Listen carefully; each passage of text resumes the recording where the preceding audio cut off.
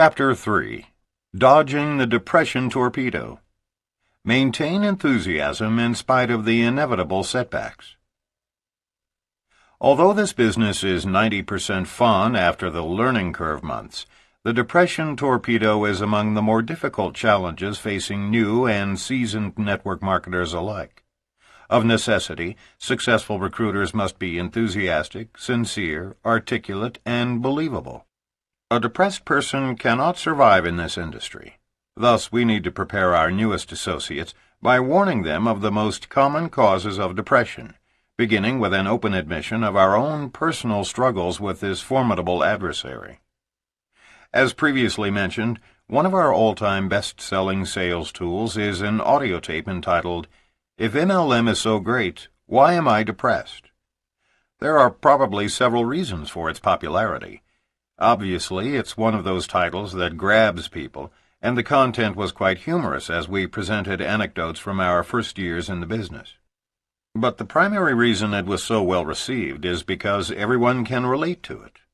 In this chapter, we will discuss depression using the image of the Depression Torpedo, so named because it seems to come out of nowhere, and after it hits, can sink a person rapidly.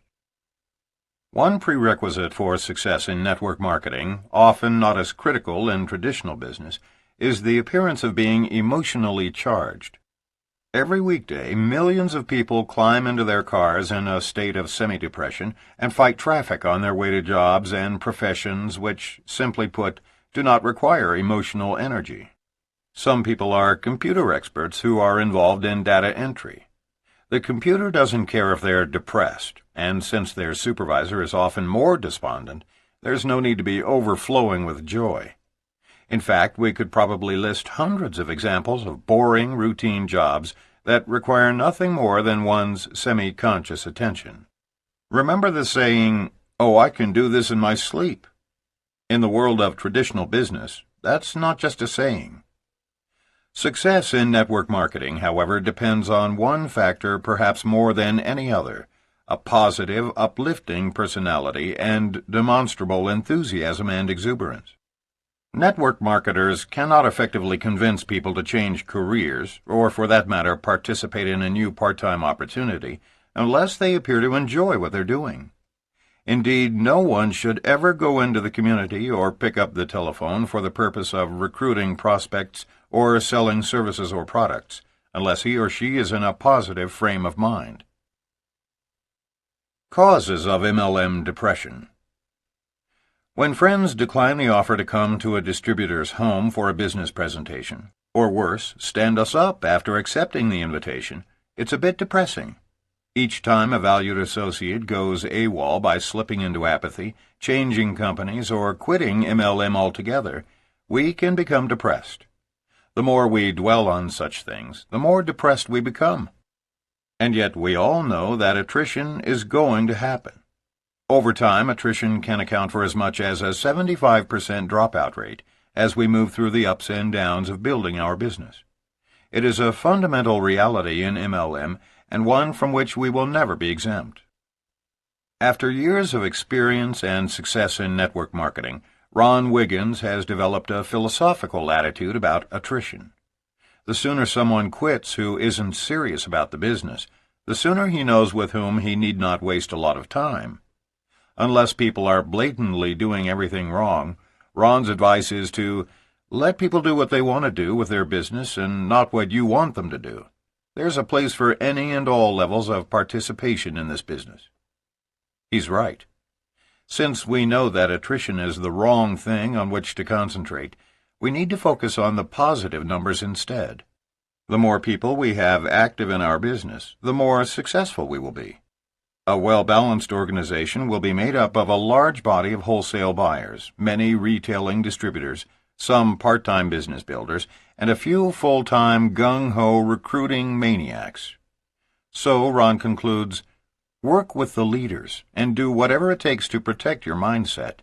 You must stay focused for this business to work. We will discuss this point in more detail in Chapter 6, Fending Off the Scatterbomb. Whether you are prospecting and receiving a series of rejections, whether you are setting up appointments and getting no-shows, or whether you are recruiting and watching people drop like flies before they've even scheduled a personal training session. Remember, that's all inevitable. Nothing is wrong with you or your business. You are no different than the waitress offering people coffee in a coffee shop. Some people just don't care for any. You are merely sifting for those for whom the time is right. Depression results not from attrition or even rejection. Depression ensues from dwelling on those factors and taking them personally. Learn to be as philosophical as Ron Wiggins about the disappointments. All right, I just got 9 no's today. I'm that much closer to a yes. Or, thank God John quit before I invested any more time in him. Attrition happens. People lose their initial enthusiasm. Some people are not coachable, so move on and start working with the new people who are coming on board. And if you don't have any new enthusiastic associates, go find some. If you spend too much time trying to boost up people who don't want to be in this business, it will drag you down. And the deeper you sink, the more vulnerable you become to the depression torpedo. It is much more energizing to look for new people who are excited, interested, and willing to learn. When you're down, go upline. We have an age-old adage in our industry. If you are up, go down, and if you are down, go up. Each of us has upline leaders who are, theoretically, more experienced than we, and who have a vested interest in our success. We should turn to them when we are feeling concern, anxiety, or depression. Hence, when down, go up. David Dryden from Dallas, Texas, learned this lesson just in the nick of time. About 2 years ago, my wife Terry and I were looking for a way to bring her home from corporate America so that we could raise our kids instead of some daycare doing it for us. I decided to work harder and start my own business, but it wasn't working out. One day my wife came home after being prospected by a young man named Al Hewitt. After sitting in a meeting with my arms crossed and my mind closed, I gave her the okay to do the business, as if she needed my permission. Before I knew what was going on, we had products all over our home and a house full of people curious to see what we were doing. Without realizing it, I was hooked on the business, that is, until I met my first and biggest adversary, no-shows of people whom we considered good friends, folks who had promised to come to our meeting. I was so discouraged I was ready to quit. But I had thankfully heard the adage, when we are down, go up. So I decided to call and introduce myself to my upline. I left messages for almost all of them, not fully convinced I'd receive any calls back. Then one day something happened to change my life.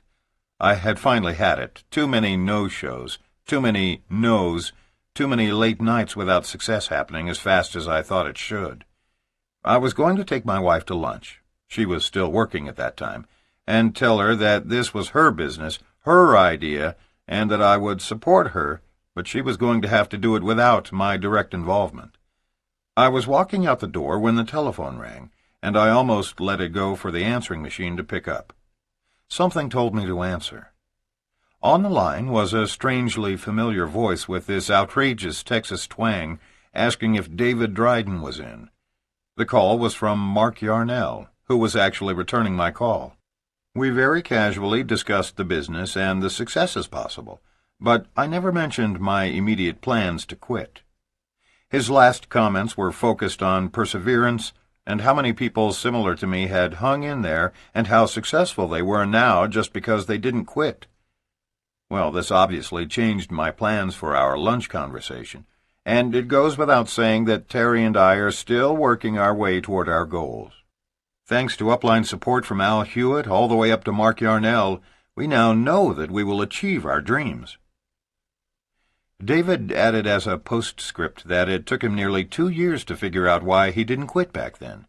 It was only while writing out this story from his heart late one night that he completely understood why he is still in this business, and how it changed from his wife's way out of the corporate world to their shared dream.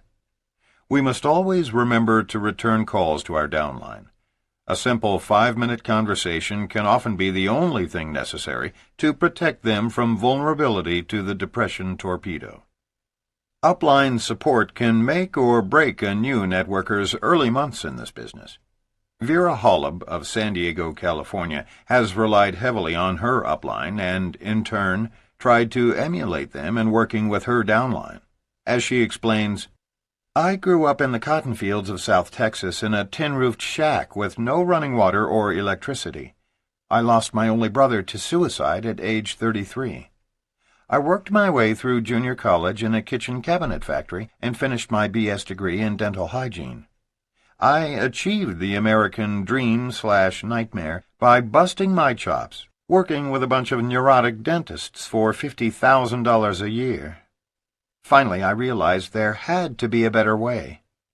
That day in 1988, when I saw Mark Yarnell's video explaining network marketing, I knew my prayers had been answered, and that I would do this business for the rest of my life. Quitting was never an option. Today, I have a life about which many people only dream, and I am able to take care of my aging mother, who was responsible for giving me the dream to rise above our early situation. I've taken some time to enjoy life and touch other people's lives while building my business.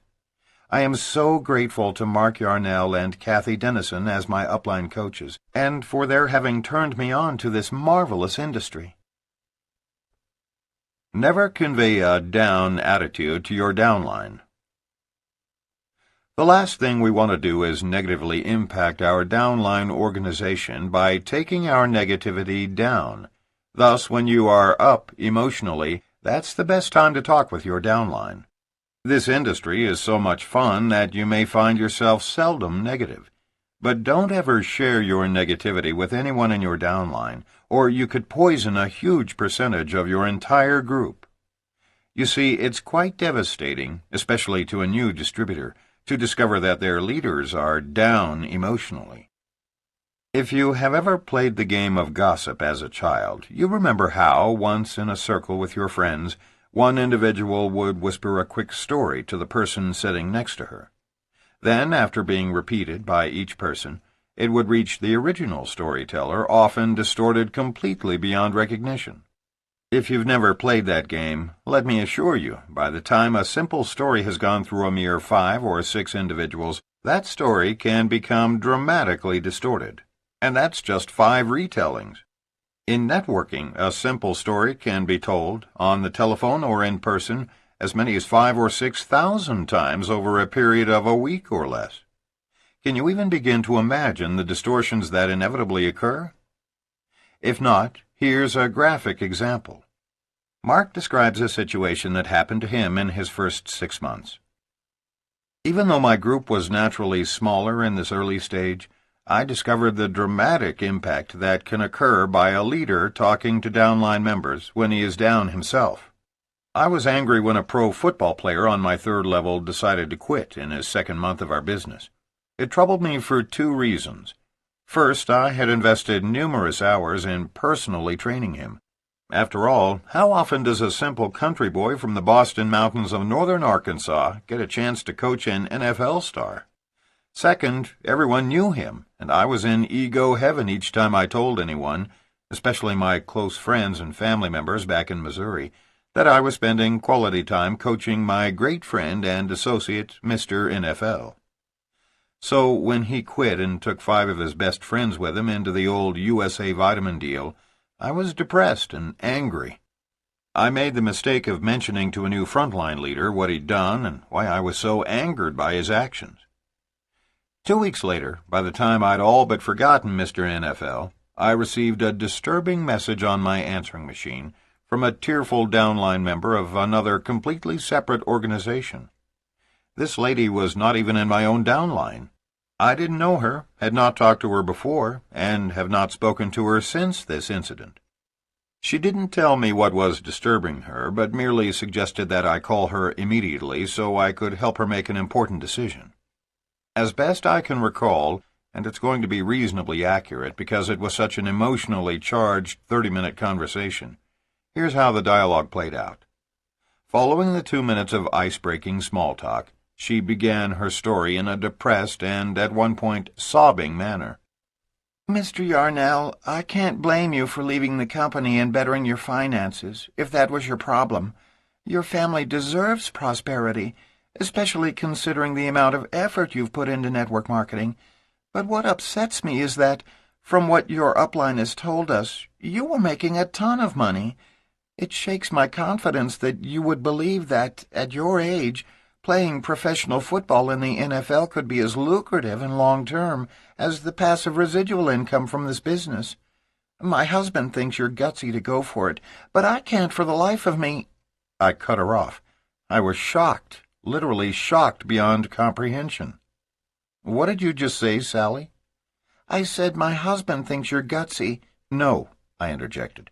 "Before that. Something about joining the NFL? Are you kidding? I mean, I'm 36 years old and never even played college ball." There was dead silence, though I could hear her clear her throat.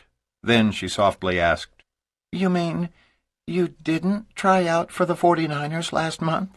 You didn't really trade in MLM for NFL?" I must confess it was the most comical distortion of facts I'd ever heard. When I assured her of this impossibility, I could hear her let out an audible sigh.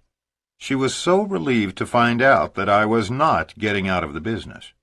I'll run off any mountain or glacier in the world with a paraglider, the open parachute form of hang gliding, but that's a sissy sport compared to pro ball of any kind. If I were hit just once by a mediocre NFL tackle, I truly believe I'd be lucky to live through it. I'd tremble at the thought of being hit by a guy like Steve Bach, a former NFLer from Portland. So I decided that this misconstrued rumor was so absurd that I needed to track it back to see if I could find its source. I never could, but it does remain the most preposterous scuttlebutt about me I've ever heard. Here's the point. Mention anything even slightly negative to your downline, and you'll likely wind up on the wrong end of a highly perverted untruth. From being slightly angered by an NFL star leaving my organization, to being so fed up with MLM that I had joined an NFL team in order to play professional football as a 36-year-old, 5'10" 155-pound guy, is a stretch. This illustration is sufficient all by itself to give you good reason to avoid sharing angry complaints with your downline. The rumors will come back to haunt you, and, at the very least, the fact that their upline is depressed will cause your downline to question the business. A case for optimism. The underlying embarrassment some professionals feel after joining network marketing and the negative reactions of their peers are two causes of depression, though they aren't easily admitted. We need to especially prepare former physicians, lawyers, accountants, and other professionals for the internal conflict they nearly always experience during their transition to MLM. In their previous life, no matter how underpaid or overworked, they were seen as somebody important with a title and an office. Now they are starting over at the bottom rung of the ladder as lowly network marketers.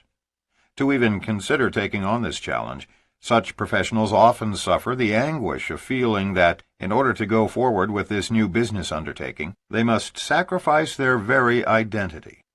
In order for professionals to be successful in network marketing, they must be willing to use their reputations and credibility toward building their business. By hiding behind the pretense that it's their spouse's business, or that it is just an insignificant little side business, they will set themselves up for failure by subtly denying their commitment to their warm market. It is the responsibility of serious players in network marketing to provide such professionals with a real vision of why MLM is a remarkable industry, and how many people they will help avoid the rat race, and perhaps even stress-induced coronaries.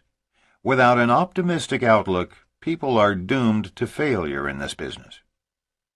One of the greatest books Mark ever encountered as a minister was entitled A Case for Optimism by James Dillett Freeman.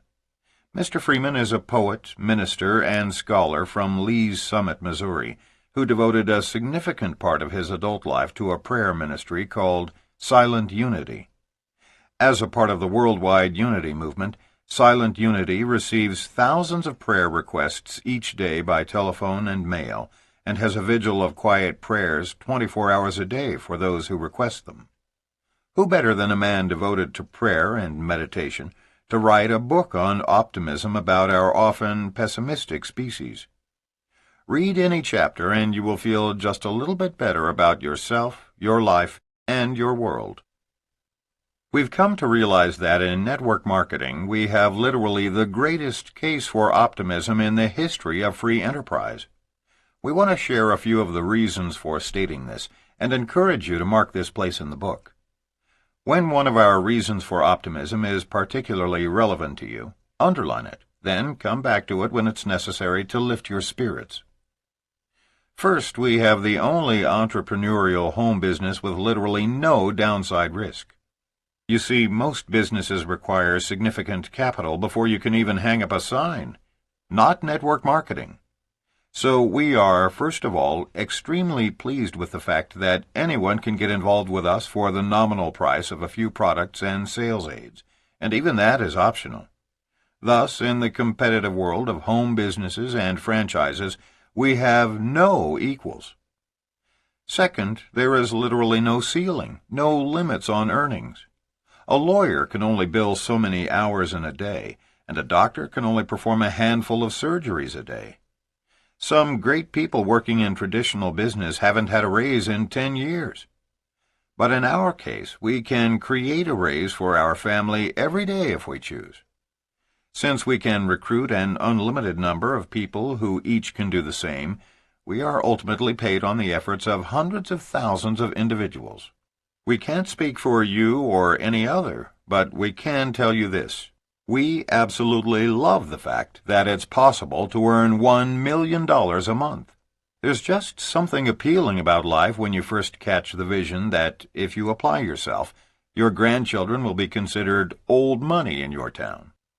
Third, and most exhilarating of all, in network marketing, time freedom is directly commensurate with wealth and prosperity. In our opinion, nothing in life equals the joy of spending quality time doing the things we most enjoy with the people we most love. In traditional professions, small businesses, sales, or corporate management, everyone is struggling through 80-hour weeks doing mundane, boring work in order to have, maybe, a Sunday afternoon with their family. Nothing is more precious than free time, and those of us who have achieved it are optimistic about an industry that offers this precious commodity to others, thereby improving the possibility of family values throughout the world. Fourth, there need not be any stress at all in MLM. According to a late 80s cover story in Georgia Trends magazine, the #1 trend in America is stress-induced coronary. And as the article suggests, it's no longer just a risk for men. Death from coronary disease has increased 100% among women since 1980. In network marketing, if you aren't having fun, you aren't doing it right.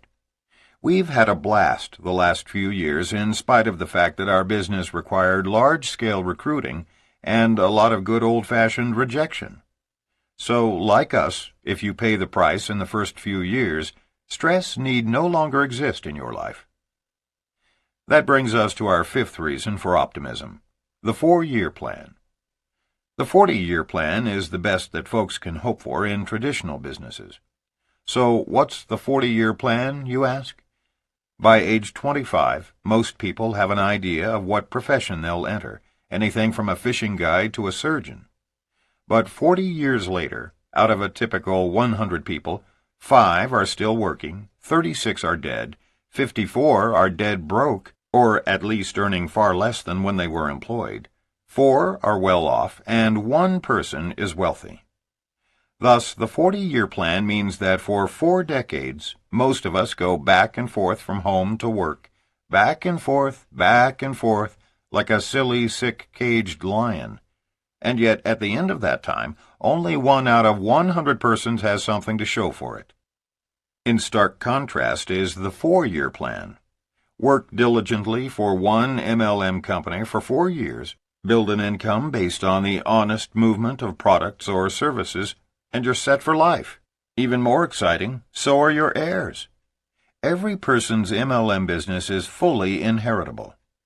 If trading the 40-year plan for the 4-year plan doesn't get your heart pumping, you may need to be checked for Alzheimer's. It is said that recognition is our most sought-after reward in life. Babies cry for it, and grown men die for it. We are convinced that this adage is right, and no other business can hope to provide all the recognition we receive as leaders in the networking industry. The only times either of us have broken down and cried publicly in front of large audiences have been on 2 occasions when we were presented with recognition plaques from our downline. Such recognition awaits all those who become reasonably successful in network distribution.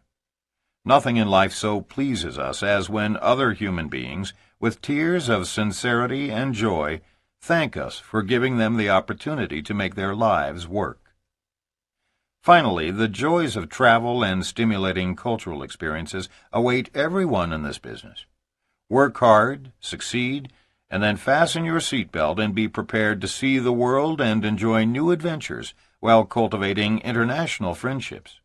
There is nothing we human beings detest more than boring routine work. In MLM, we have a ball traveling, learning about new cultures, visiting major museums, and sampling new and unique meals from entirely different worlds. Network marketing is an incredibly diverse and lucrative profession. So, as you can see, there are many reasons for optimism in network marketing, and we highly encourage you to periodically review this chapter and, in particular, these ideas, should the depression torpedo catch you unaware. To become involved in network distribution is to become one of the luckiest people in the world. Controlling our attitudes.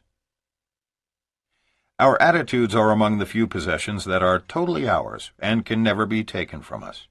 Houses and cars come and go, but our values and attitudes are with us forever.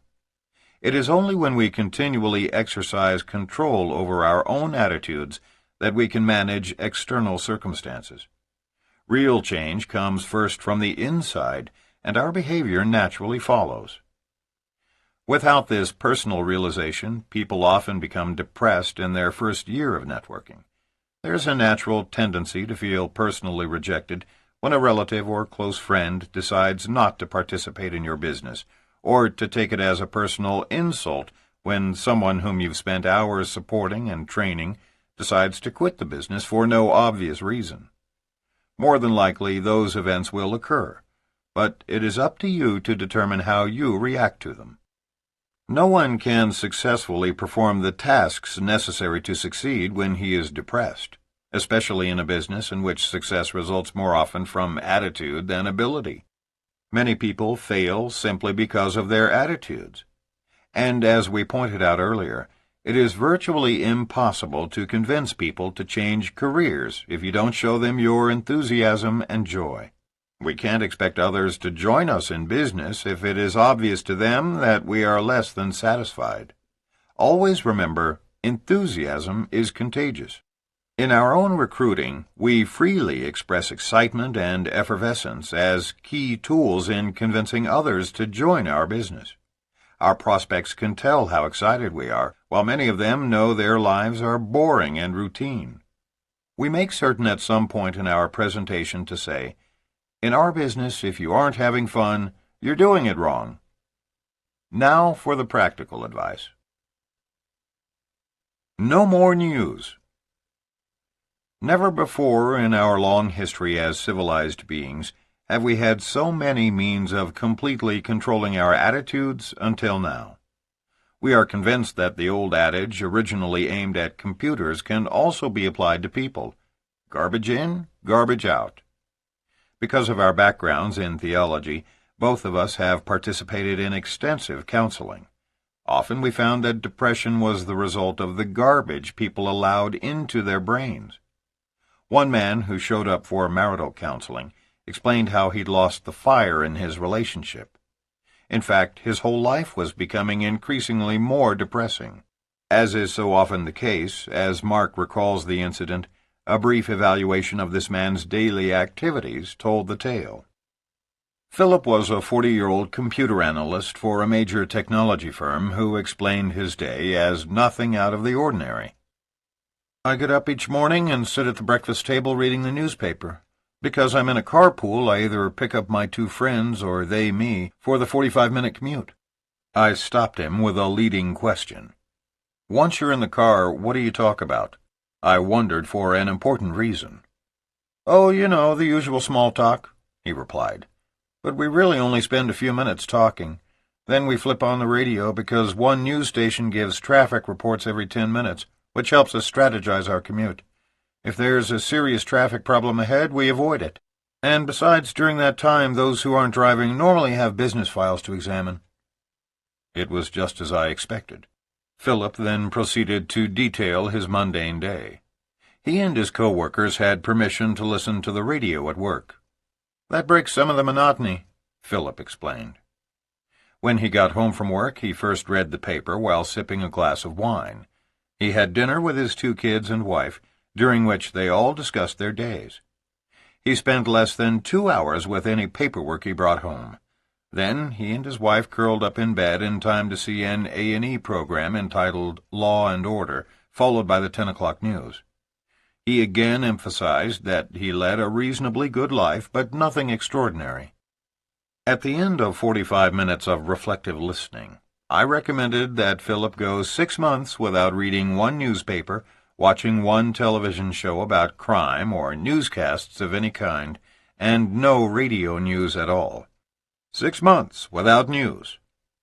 Following 2 more counseling sessions in which routine marriage counseling techniques were employed, Philip and Nancy never returned.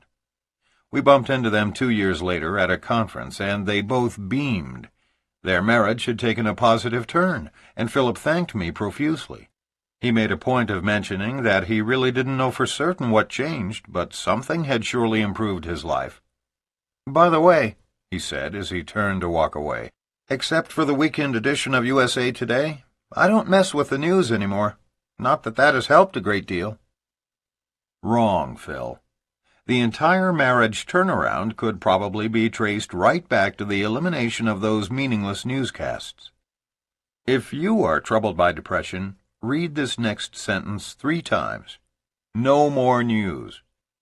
If Martians land anywhere in the world, you'll hear about it within 15 minutes from someone in your circle of friends. If a princess dies, you'll hear about it even if you're on a boat in the Caribbean. We did. Of all the absurdities in modern life, nothing creates as much depression and misery as news. We are bombarded each day of our lives with radio, television, computer, and print news. To truly understand the effect it has on us, consider the philosophy of the news media. Remember that they are in business to make money, and that to be profitable, they must be interesting. And consider the often quoted philosophy in the news industry. Good news is no news. They know that the American public lusts for the extraordinary. A murder is more fascinating than a man who donates $150,000 to charity. Donald Trump divorces Marla Maples, so naturally the tabloids cover every angle of the story. But last year, Trump gave $2 million to programs for New York's homeless, but we would have never known, had a mutual friend not told us. We subscribed to The New Yorker because of the great stories, but no mention was made of Trump's altruism. Why? Because the public isn't interested in and will not buy good news. So what does that have to do with us? Plenty. When we sign up new frontline distributors, we give them one specific assignment prior to their one-on-one personal training, to which they are invited following the completion of these assignments. We'll cover them in depth in a later chapter, but suffice to say they are quite simple. 1. Define your goals. Visualize the end result. See yourself there, then commit your goals to writing. 2. Make a list of 2,000 warm market leads, people with whom you want to share the opportunity. Then prioritize your prime 25 family members and friends. 3. After personally using our products, find 10 customers who enjoy them as well. 4. For the sake of preserving your positive attitude, avoid any and all news for 6 months. except magazines which are 75% literature and 25% current event news. It's very easy to enforce the first three, but not the last. However, a cursory evaluation of your distributor's attitude will reveal a great deal. If he's bouncy and sincerely exuberant, he's probably not watching the news. Create a positive environment from the inside out. We are irrevocably convinced that putting positive information into our brains is essential to success. We do that by reading uplifting books and articles, listening to inspiring tapes, and practicing daily affirmative communication with ourselves and others. Read books that motivate you and share them with others. Uplifting materials need to be spread like wildfire. Here are just a couple of our recommendations. First, make note of the telephone number for the American Youth Foundation, 314-772-8626. They distribute two of the most important, yet seldom read books that we encourage each new distributor to order and read. Both books were written by the late, great William H. Danforth, founder and former CEO of the Ralston Purina Company in St. Louis, Missouri. He was a wealthy, rags-to-riches entrepreneur who had a genuine interest in the personal development of men, women, and children of all ages. Although today very few people have heard of him, Mr. Danforth was a champion of human potential who wrote books with this timeless message. Any person, regardless of age, color, sex, or inexperience, can rise to the same levels of success as the most renowned entrepreneurs. Mr. Danforth challenges all adolescents to become the world's greatest in whichever field they choose. It is absolutely impossible to be discouraged after reading either of his books, Action and I Dare You. And you don't need to read them from beginning to end. You can start reading any place in the material and skip around. While they are targeted at young people about to embark on adulthood, they are critical for adults about to launch new entrepreneurial careers. Similarly, the story of A.L. Williams is about a relatively impoverished high school coach who had a dream. His dream was to create an unlimited opportunity in which ordinary people could rise to extraordinary heights. He founded a network marketing life insurance company comprised of former teachers and coaches that became so successful that in just their 7th year, they sold more term life insurance than New York Life, Metropolitan, and Prudential combined. Yet those companies were, at the time, over a century old. How? Simple. Mr. Williams did it through boosting people's self-confidence. We recommend you read his books, Pushing Up People and All You Can Do. Both books are remarkable, but pay special attention to his chapter in All You Can Do about having a cause and being a crusader. During many days when we were convinced that the difficulties of network marketing would defeat us, the words of A.L. Williams touched us and wiped out our depression. There are hundreds of inspirational and motivational audio tapes available today. Put one into your cassette player at every possible opportunity, during drive time or when doing menial work at home, for instance, to continually absorb positive messages. These tapes will assist you in achieving your full potential, expanding your belief in yourself, and achieving your highest goals.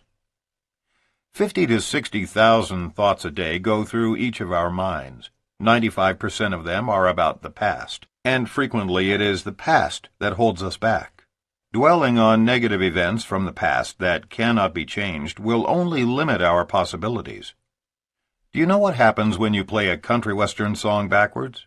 You get your dog back, your pickup back, your girlfriend back, and you're right back where you started. In order to move forward, we must spend more time, 1, recalling positive emotional experiences from the past, or 2, focusing on the future. The moment you feel yourself spiraling downward, play some music from your past that conjures up happy days. You can't help but feel good. Think about past situations that turned out perfectly.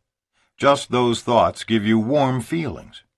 Then take those feelings and emotions and inject them into the present moment. When a husband walks into his house and sees the girl he courted, rather than the wife with whom he now lives a routine life, He will behave differently. His loving actions toward her will often cause similar reactions from her. This example is just one way to use the past to change our emotional responses to the present. The depression torpedo may be looming out there, but we don't have to be struck by it. We are 100% in control of our own mindsets.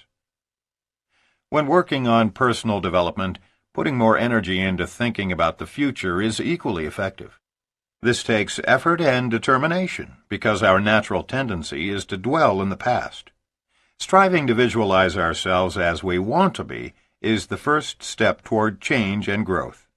If we can't picture ourselves in a positive future, we may never get there. Too often, people limit their goals by what they know to be true at the moment, but breaking out of those boundaries allows what seemed impossible to become possible. Goal setting is simply the process of adapting to a new reality, beginning from the inside out. To gradually turn those dreams into reality, begin to visualize them long before they ever happen. Start saying to yourself, "It is possible," even though it isn't happening now.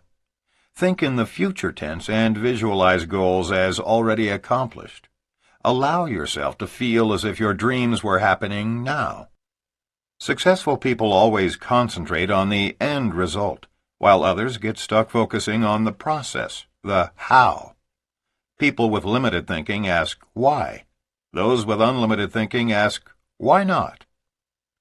The skeptics among you may worry about setting unrealistic goals or an inability to make them happen. If you believe in the value of your goals, trust us, you'll find the resources to make them happen. Set big goals and then strive to meet them. Whatever you do, don't ever give up on your goals. Just change your attitudes. When the belief that we are locked into our present reality is stronger than our vision of what we really want, our growth becomes stifled. Think about what's coming in order to effect change. Use affirmations. An affirmation is a trigger tool, a statement of belief, written and repeated as if the goal were already an accomplished fact. Affirmations have the power to effect that outcome. Many prominent behavioral scientists have documented in several landmark studies the effectiveness of autogenics. We can now state to the most cynical, conservative pragmatists that self-talk, affirmations, visualization, and autogenic programming work. Prior to the release of Dr. Bandura's studies at Stanford and those of Dr. Charles Garfield at the Performance Sciences Institute at Berkeley, California, as well as the pioneering human potential research of Lou Tice at the Pacific Institute, we would lose some of our audience when we got into affirmations and autogenic commands. Now only those who have been living in a closet could doubt the effectiveness of visualization and daily affirmations. Today, we know that one of the best defenses against depression or any other form of mental anguish is the daily process of drafting and repeating positive statements about yourself.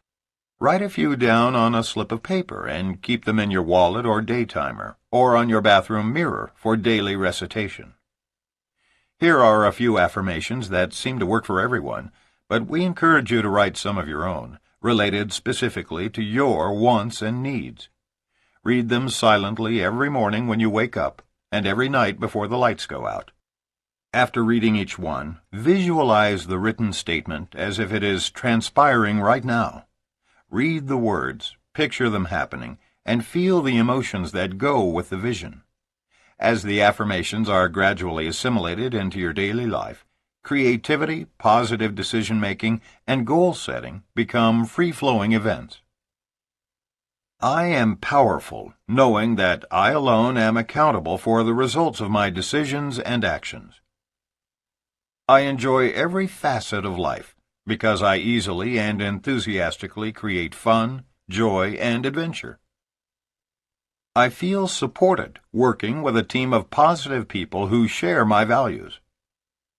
People listen to me when I talk because I have something of value to say. I clearly communicate my business vision to others in such a way that they are inspired to join me and become a part of it. Because of my high self-esteem, I feel enormous satisfaction reaching my goals. I value myself as a person, and I know that I am worth at least $50,000 a month and more. I am proud to be building an MLM dynasty as I recruit dozens of excited people who rapidly duplicate my success. What you'll notice about this exercise is this. As you visualize the new, you gradually begin to shed the old, believing with every fiber of your being that what you visualize is happening to you at that very moment. That is when change begins to occur. Change is often 2 steps forward and 1 step back. When you do well, say to yourself, "That's like me." When you make a mistake, say, "That's not like me. I'll do better next time." We have used each of these affirmations repeatedly and have shared them with many other people who have seen dramatic results by repeating them regularly. Dr. Bob Sharp, a dentist from Big Rapids, Michigan, fell on tough times back in 1989. Divorce, dissolution of my professional corporation, the premature death of my partner in my new dental practice, an office building project gone sour, and finally, my wife's 6-month battle with cancer had left me over $1 million in debt. By January of 1996, the IRS was threatening to seize what assets I had, until $90,000 in back taxes were paid in full. The moment the IRS actually withheld payment from my major insurance vendor, the situation finally looked hopelessly bleak to me. I had recently attended a vision workshop with the president of my network marketing company and came away reading and repeating the following affirmations every morning and every night. I am sitting on my deck overlooking my pond stocked with bass, pike, and bluegill. My wife, Susan, and I are free to travel wherever and whenever we wish. People seek my advice because of my talent and religious conviction. I have the time and money to help my children as they begin their careers, etc. Almost immediately, things started to change. My builder loaned me $200,000 to pay all my past due debts, including the one to the IRS. My dental practice began to prosper. My network marketing business, which had been stagnant, began to grow. I regained my personal confidence and self-esteem. Within 5 months, all short-term debt was current, and all long-term debt was being paid on schedule. Most exciting of all, in October, Susan and I bought and moved into our dream home. It is a 51-acre farm, complete with a fishing pond and a swimming pool, a lighted tennis court, a barn for our horses, a 10-acre hayfield, driving range, and a guest house that we rent out. We have deer, geese, ducks, turkeys, and thousands of birds as our guests. My relationship with my company and the industry is much more than just making some extra money part-time. It is about personal development and the freedom to lead a life of choice. It is about being content with what you do every day and helping other people lead the lives of their dreams. More and more scientists, including respected quantum physicists, have come to the realization that we cannot produce magic results by thinking away the laws of physics. However, we can dramatically impact our subconscious, which directly influences our daily productivity. Perhaps you'll recall that in 1969, the Federal Communications Commission became very concerned that consumers could be unconsciously manipulated by subliminal advertising. It was eventually made illegal because it is so very effective. That same kind of manipulation can also be utilized for positive productivity. Try using affirmations for a month, and you'll use them for the rest of your life. When you use affirmations, you will be defending yourself against the depression torpedo, and no bad news or disappointments will be able to penetrate your shield. Create a positive environment from the outside in. Our final piece of advice to avoid depression, and this need not be a tough one, is that new distributors should avoid dream stealers and negative people at least through their first year in network marketing. Often the negative people are family members or even close friends. Because success in MLM results more often from attitude than ability, it is important that we spend time associating with people who support us in our desire for success. Set clear rules for those who are constantly talking negatively about our business or criticizing our dreams. Sit down with those negative people one at a time and have a serious, authentic discussion. Let them know that regardless of their opinion of this industry, you need and expect positive, uplifting comments or no comments at all. Tell them the truth. If they persist in involving you in counterproductive, negative discussions, you've got a decision to make. Either you deserve a life of financial security and time freedom with your family, or you deserve to live a mediocre life amidst negative people. It's up to you. But in most cases, if you ask people nicely to support you, they will do so if they truly love you. Dr. Robert Neff of Dallas, Texas, had received a lot of negativity from those for whom he held tremendous respect in the first year of building his networking business. Their greatest argument was that the industry was fundamentally flawed, taking advantage of others for your own personal gain. He knew that this wasn't his experience, but their words stayed in his head and held him back from building his business. Why? Because these words depressed him. Although he had been raised as an atheist, Dr. Neff was growing in his understanding of spiritual values, as he was coming to grips with his place in the industry and his emerging religious faith. He had an astounding realization one morning. Network marketing was modeled after Christianity. He frantically wrote down the parallels that he saw, and as he did so, the doubts he was harboring about this industry left him. He knew at that moment that network marketing was an inherently good industry that revolved around helping others help themselves. It was the act of writing this down that was so beneficial to Dr. Neff. We love his analysis, and couldn't have expressed these parallels more eloquently, even though we were both trained as professional theologians. Reading these similarities between network marketing and Christianity, it's easy to understand how they helped to alleviate Dr. Neff's depression. Here's what he wrote. 1. It is very unlikely you'll learn about it unless someone else invites you to see it. 2. You are shown something that initially sounds too good to be true. 3. You are given support for its validity, but mostly through personal stories, and hence your belief is based mostly on faith. 4. You are told that you must first believe before you can experience the incredible benefits. 5.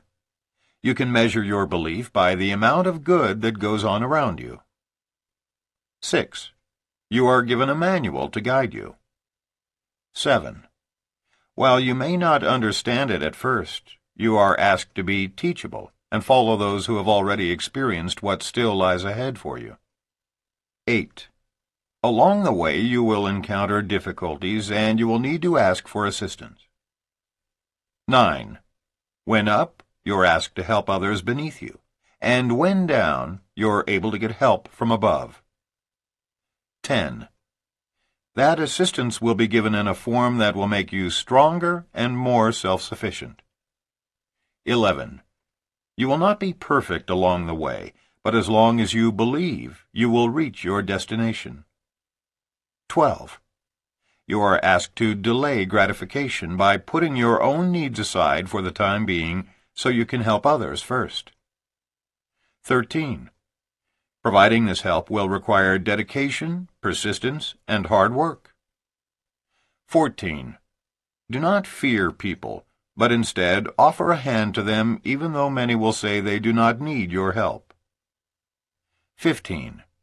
By surrounding yourself with other good people who also carry the same beliefs and commitments, you are protected from negatives that can hurt you.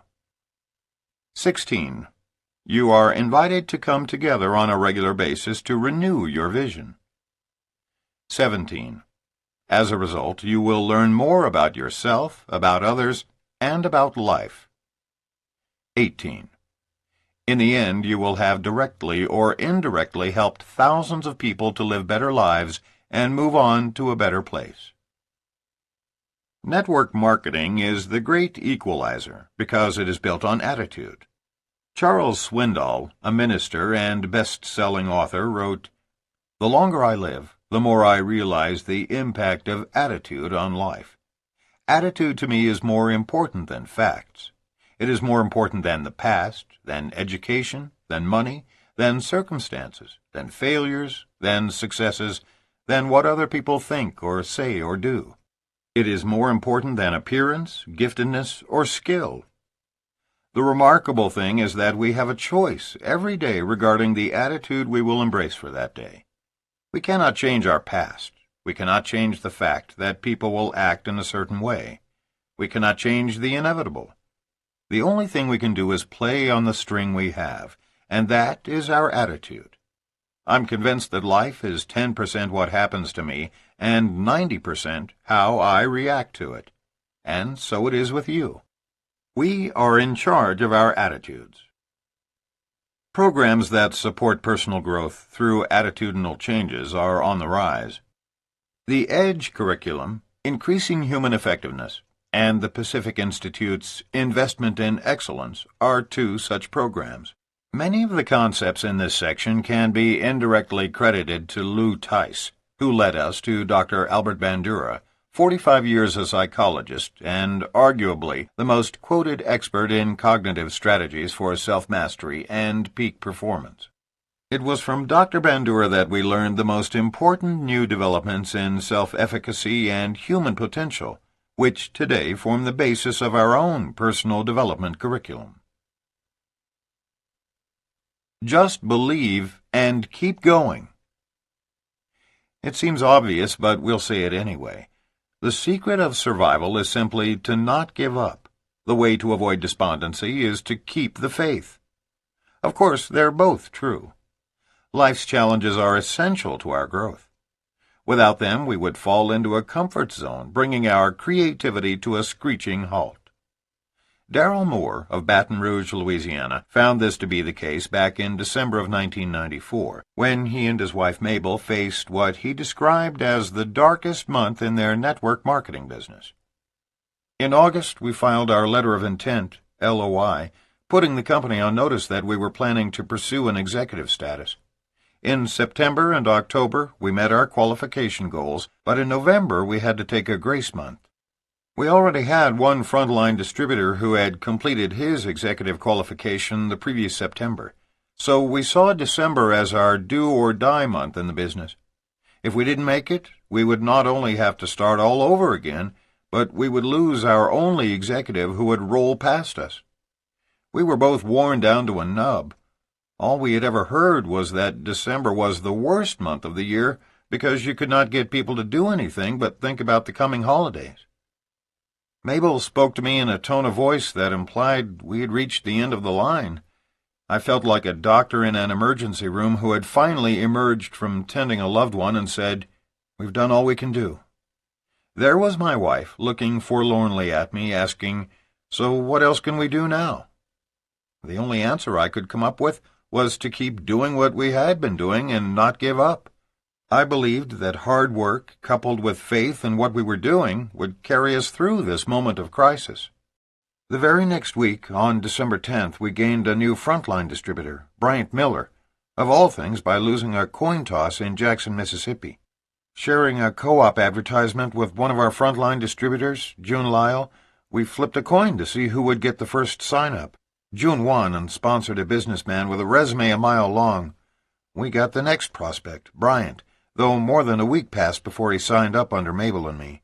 He was extremely well connected, highly motivated, and submitted his LOI that following week. That helped us reach our executive qualification volume for December and saved our business.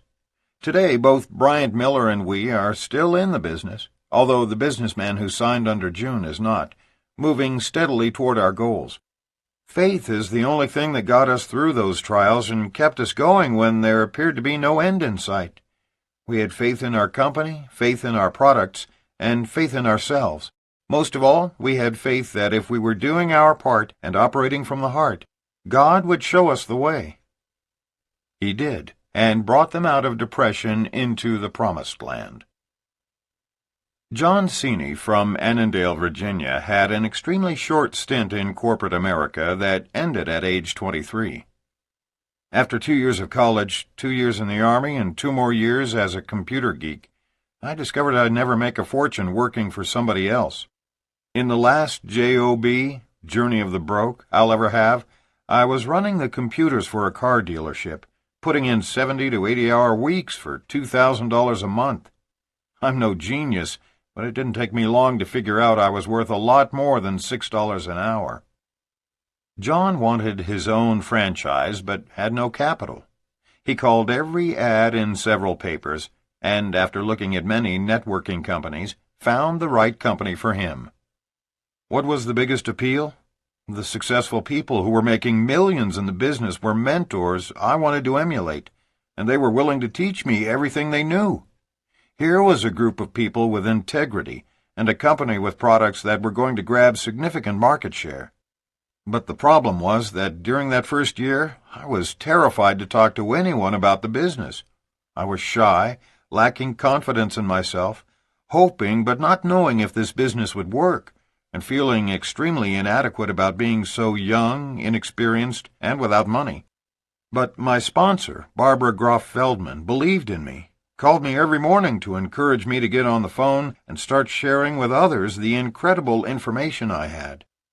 Somehow I managed to contact about 100 people in my first few months. Most laughed at me. I actually only sponsored one of those 100, and she quit a week later. After 6 months, I had only made about $1,500 total. But an interesting evolution had taken place right in front of me. I had observed Barbara's sponsor go from $4,000 a month when I met her to over $20,000 a month in that same 6-month time span. She was a 26-year-old single mother, Lisa Fairbanks, with a journalism degree and a great attitude, who in 22 months went from startup to over $60,000 a month. That made her a legend in our company, and I was fortunate enough to witness everything she did firsthand to make that money. You know what I learned? She didn't do anything I couldn't do. She just worked really hard and had complete confidence in the company, the products, and her ability to make millions. So even though I was very ineffective and had almost zero income, my belief level began to explode. That's when my business changed forever, when I believed I could duplicate the success of my mentors.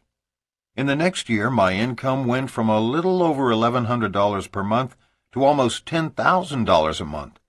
And today, nobody believes the story of how I began, shy and broke and ready to quit. But it doesn't matter. Just remember 3 magic words. Keep watching winners. Today, we've helped so many people quit their jobs and go through the same tremendous personal growth. It would have been so easy to quit network marketing, walk away, and say, "Those deals don't work." But I have an attitude in my head that I love. When everybody else gives up, that's when I really go to work. And I had great role models to help me maintain my positive focus.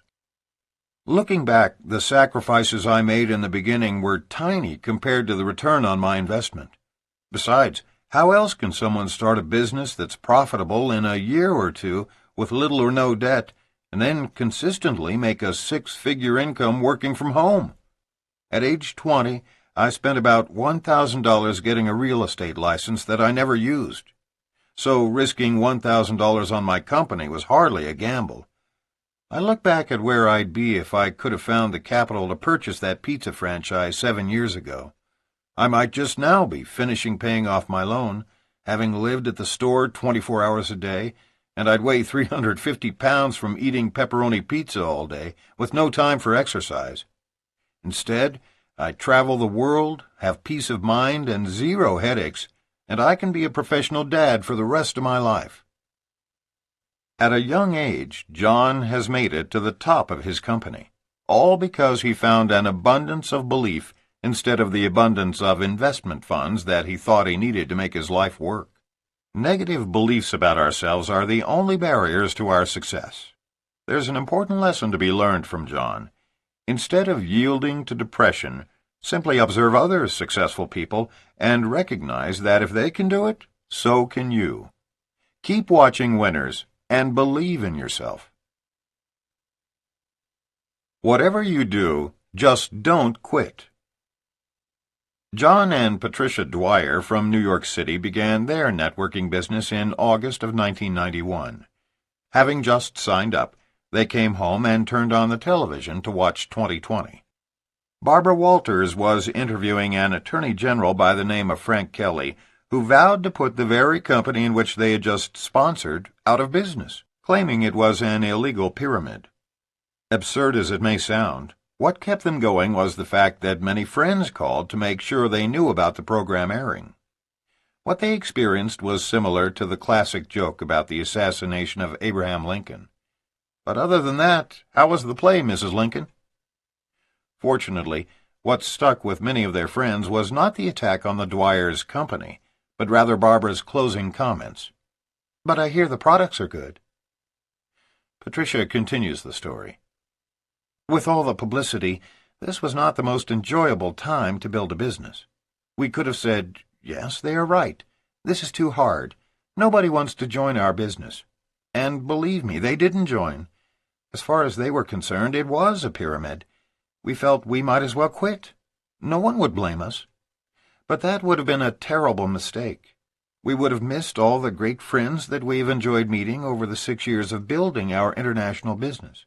One of our turning points was attending the network marketing certification course offered by the University of Illinois at Chicago. It is the first ever of its kind, taught by the Yarnells and Dr. Charles King.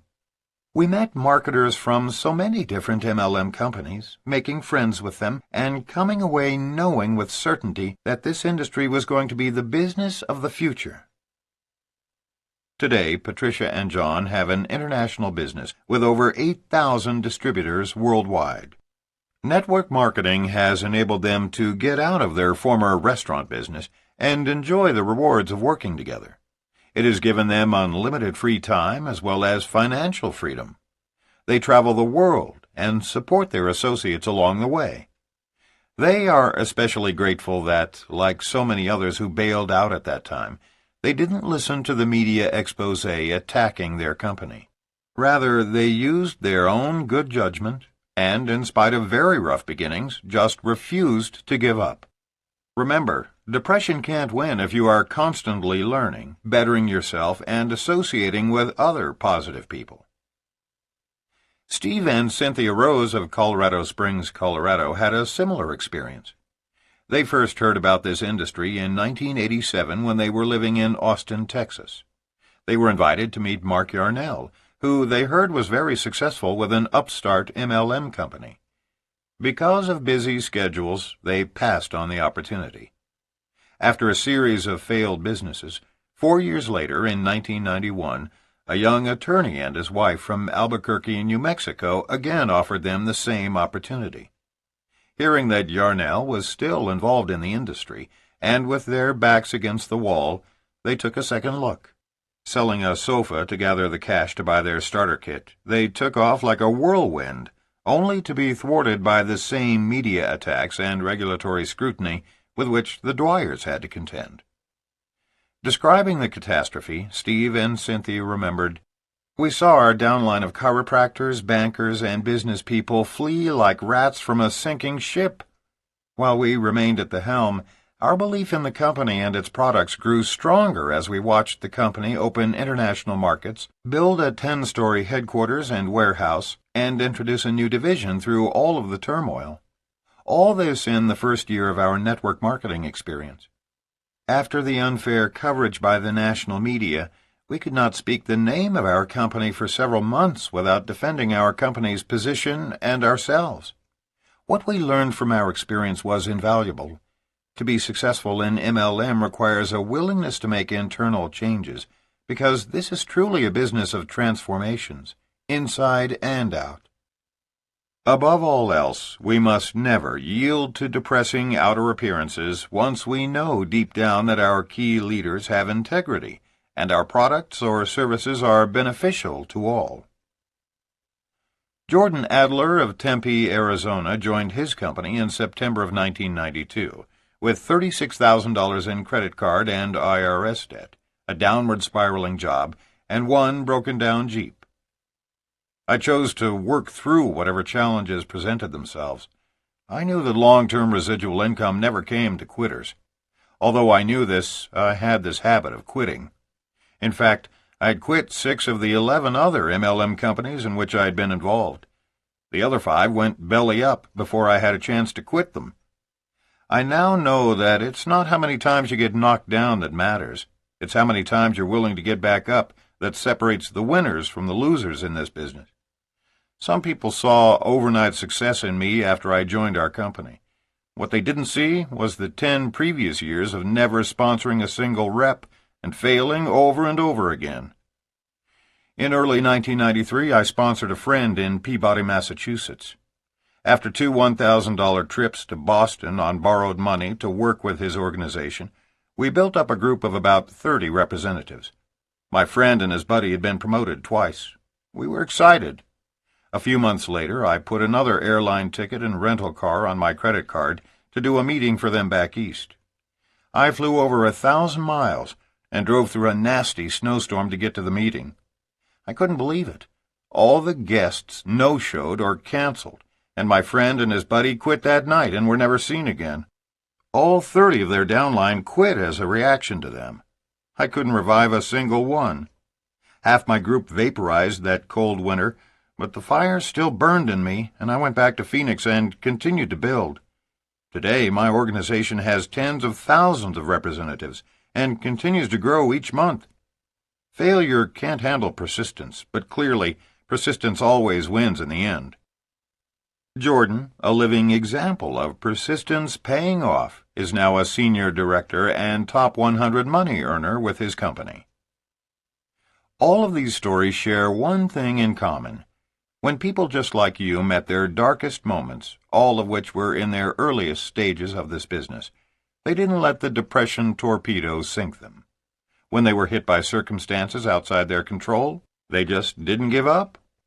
Throughout the industry, it has been observed that, statistically speaking, an enormous percentage of people quit the business in their first year. Of more interest to us, however, is this revealing fact. As many as 95% of those people who remain in this industry for 10 years or longer reach the highest pay levels in their respective companies. Whatever you do, just don't quit.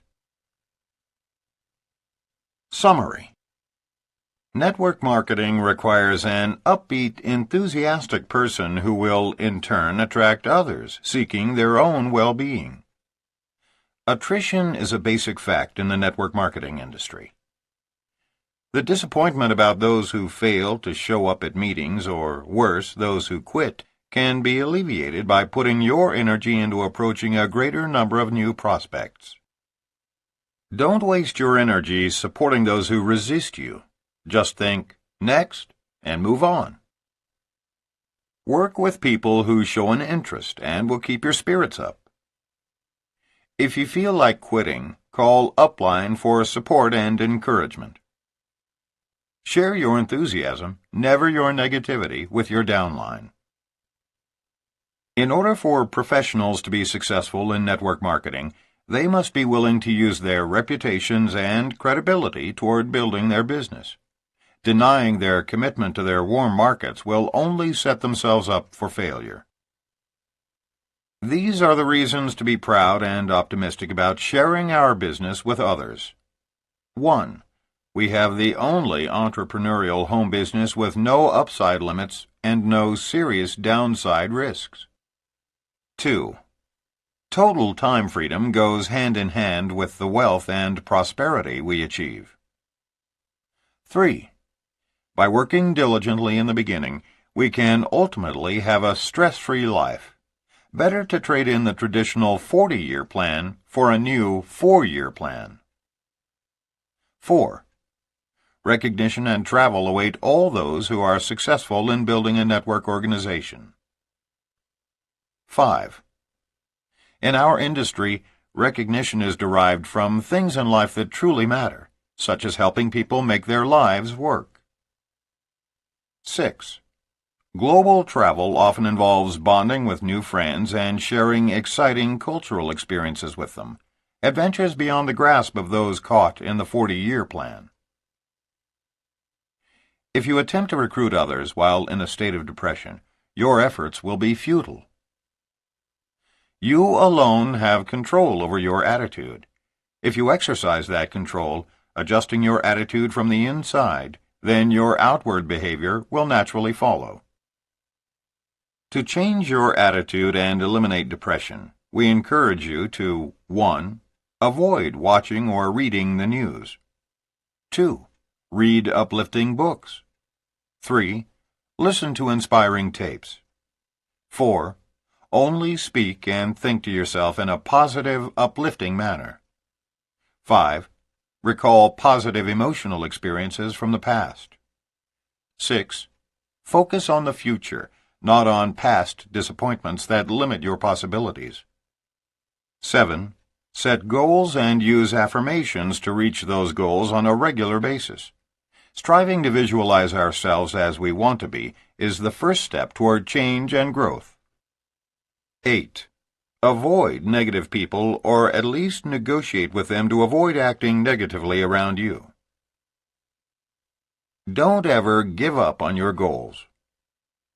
An affirmation is a trigger tool, a positive statement of belief, written and repeated as if the goal were already an accomplished fact. As you visualize the new, believing ardently that what you visualize is happening to you at that very moment, you gradually begin to shed the old. It is then that change begins to occur. As many as 95% of those who remain in this industry for 10 years or longer, working steadily at building their groups, reach the highest pay level in their respective companies. So just don't quit.